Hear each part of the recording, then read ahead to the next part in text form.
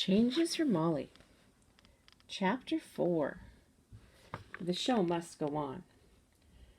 Just one more week until Dad comes home. Just one more week until the show. That was all Molly could think about. She was so happy she danced everywhere, all the time. She danced along the sidewalk on the way to school. She danced in the lunch line. She danced off to rehearsals. She danced sitting down at the dinner table. Her feet were so full of excitement she just couldn't keep them still. Ollie Molly, you have turned into a jumping bean, her mom said early one in the week. You never stop moving. I can't help it, Mom, said Molly. Mom shook her head and smiled. I know how you feel. Whenever I think about Dad coming home, I feel all fluttery with excitement, too. I just don't show it as much. Your face is all pink with it. She brushed Molly's bangs from her forehead, and then she frowned. You're a bit feverish, dear. Do you feel all right? Sure, said Molly. Her throat was a little sore, but she figured that was from singing so much during rehearsals for the show. Mom stared at Molly. Your eyes look funny, too, as if you're coming down with something. I don't want you to go to bed with wet hair anymore this week. Is that understood? You'll catch a terrible cold. But, Mom, Molly began. But, Molly, Mom said, you don't want to be sick, do you? No buts about it. No more wet hair until right before the show. That's that, said Mom firmly. When Mom sounded like that, there was no point in arguing, so Molly had to go back to her boring old braids for the rest of the week. Actually, it was kind of a relief. Molly's nose was sort of runny. She was afraid she might be catching a cold. Besides, her scalp needed a rest from being prickly cactus. But Saturday, the day before the show, there was going to be a dress rehearsal. Miss Lavanda said they would practice the whole show in their costumes, just like the real thing. So Mom let Molly sleep with the wet hair Friday night and keep her pin curls damp on Saturday morning. Wear a hat, Mom warned as they all got ready to go to the rehearsal, or you'll have icicles dangling down your back instead of curls. Molly, Linda, and Susan felt lucky that their act was last, because that meant they'd be able to watch almost the whole show while they waited to go on stage. There was a lot of confusion before the dress rehearsal finally began. The three girls sat in their seats watching Miss Lavanda herd all the nervous participants into their places. The show began with Allison's mother, Miss Hargate, singing the Star-Spangled Banner. She wore a fancy dress made out of shimmery green material. It draped around her, leaving one shoulder bare. Gee whiz, she looks like the Statue of Liberty in that dress, whispered Linda. Do you think she chose it on purpose? Miss Hargate stretched out the high notes so much that the windows seemed to shake. It made Molly's throat hurt to listen. Poor Allison, murmured Susan. I'd die of embarrassment if my mother sang like that in front of all my friends. Everyone in the auditorium, especially Allison, relaxed with a sigh when Miss Hargate finally sang, And the home of the brave. But Miss Hargate looked very pleased as she walked slowly off the stage. The next act was more lively. It was the Jefferson Junior High School band. Look, there's Ricky with the rest of the tubas, Molly said to Linda and Susan. Ricky and the other tuba players turned their tubas from side to side as they played so that the huge shiny horns flashed gold under the spotlights. After the band, some little kids gave a skit about buying war bonds. Brad was in the skit. He held up a big sign that said B-U-Y. Next, the Major of Jefferson spoke, and at the end of his speech he introduced Miss McIntyre, who asked people to donate blood to the Red Cross blood drive. Molly held her handkerchief up to her nose the whole time her mother was speaking.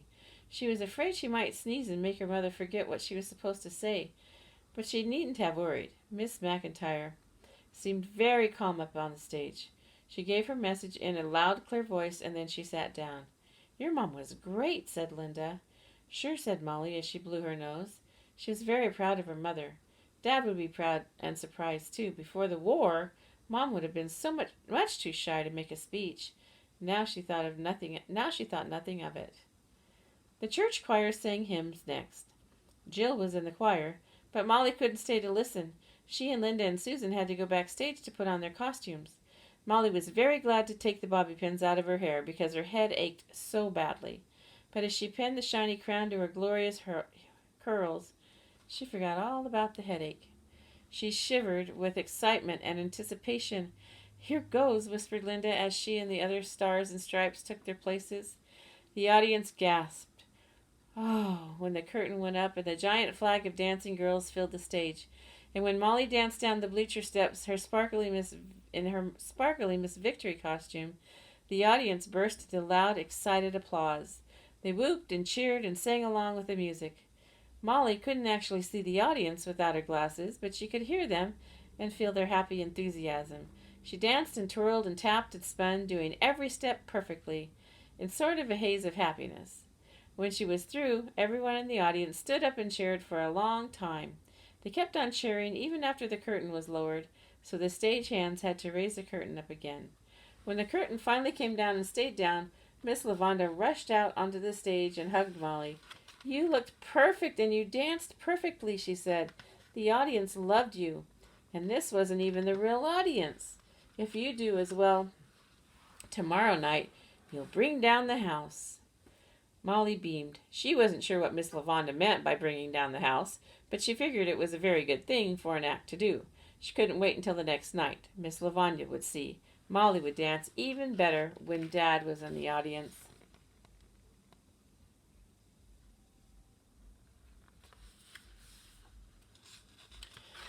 It was late when the McIntyres got home from rehearsal. Molly was very, very tired all over. Her head felt heavy.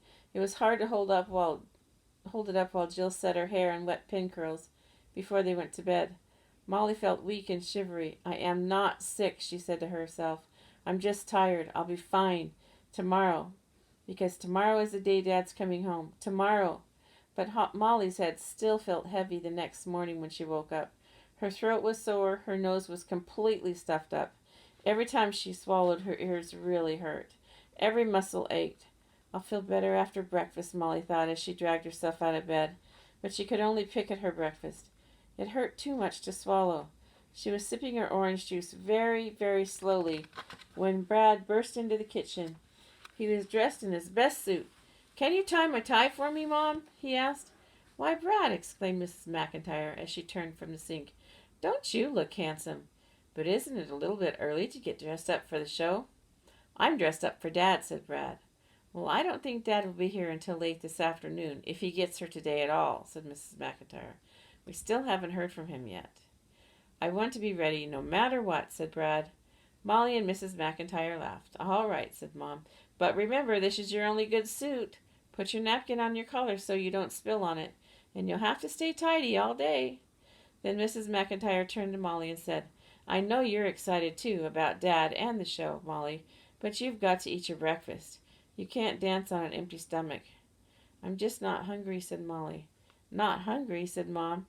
She immediately put her hand on Molly's forehead.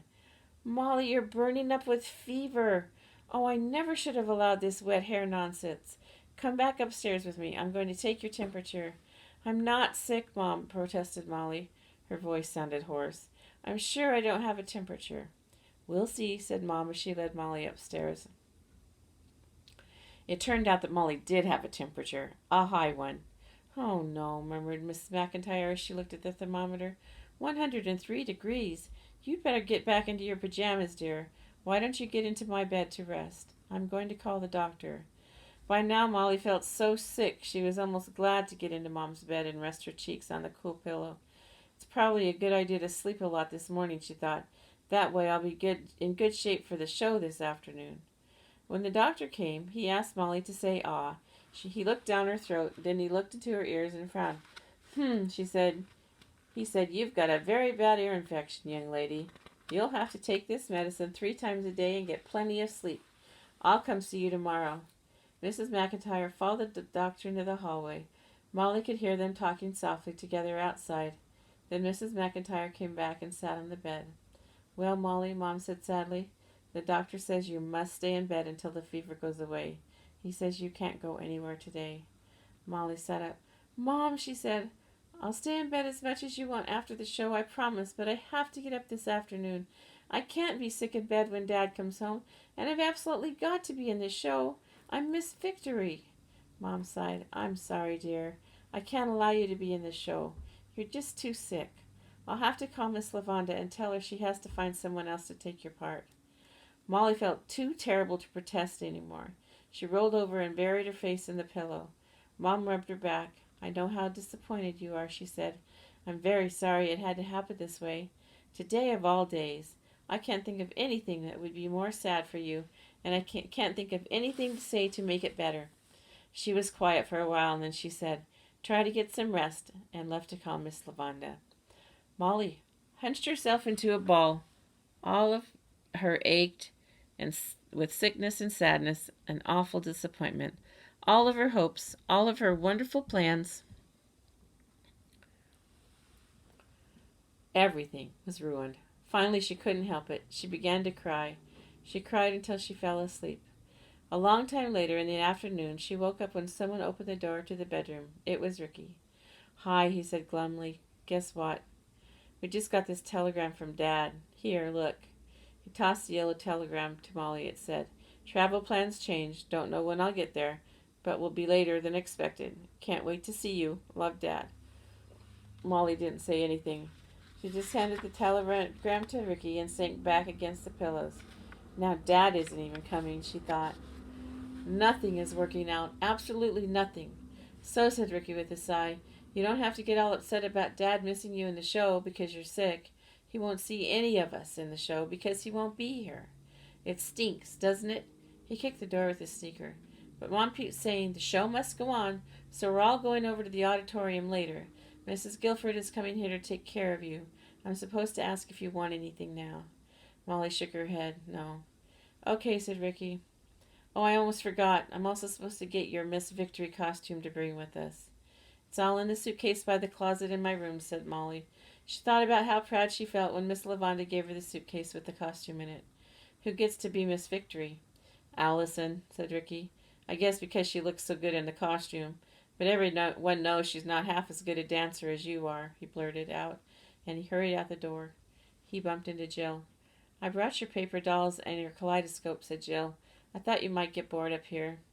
"Thanks," said Molly. Her voice was so hoarse it was a whisper. "I wish I were the one who was sick," said Jill. "I really do. I'm just in the choir, and no one would miss me in the show. But you worked so hard to learn that Miss Victory dance and to get your hair just right. It isn't fair. You must be so disappointed." "Yeah," croaked Molly, "but I'm even more disappointed about Dad not coming home." "I know," said Jill. "It's very hard to be mature about disappointments like this." She sighed. "I guess I'd better get ready to go. See you later."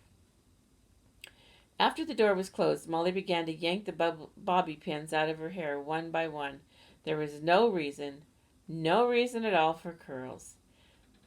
Her damp, defeated hair felt like wet snakes, so she braided it up any old which way just to get it off her shoulders. Same dumb braid, she thought. I'm the same dumb me, but who cares? There was no reason to be the new Molly anymore. Besides, if she had not been so stupid about curls, she wouldn't have caught cold in the first place. It was her own stupidity that ruined everything. In a little while, Mom came in with a glass of ginger ale and some medicine. She looked very beautiful and smelled like perfume. "We've got to hurry off to the show now," she said. "I'm sorry to leave you alone, but Miss Guilford missed the bus. She'll be here in about half an hour, and we'll all be home after the show, at about 6 o'clock. Try to sleep." She kissed Molly on the cheek and squeezed her hand. "I'm really, really sorry about all this, dear," she said, and then she left. The house was very quiet after everyone had gone.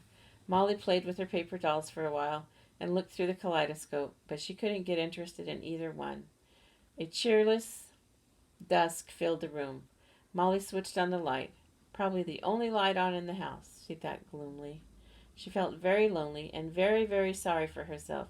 No show, no Miss Victory, and worst of all, no Dad. She thought everything was going to be so perfect. Perfect. Huh.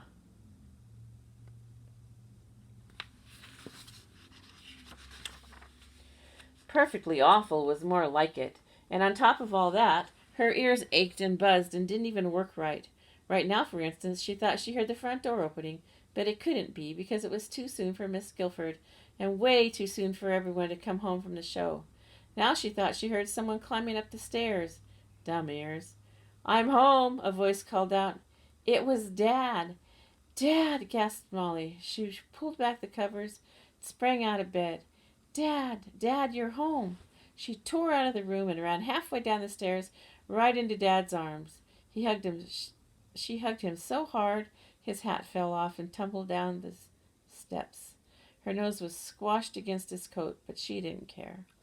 Without a word, Dad hugged Molly for a long, long time. Then he put his hands on his shoulders and just stared at her.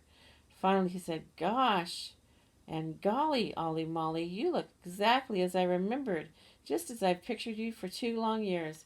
You looked perfect." Molly grinned. "Perfect," she said. Then she hugged Dad again. "Absolutely perfect."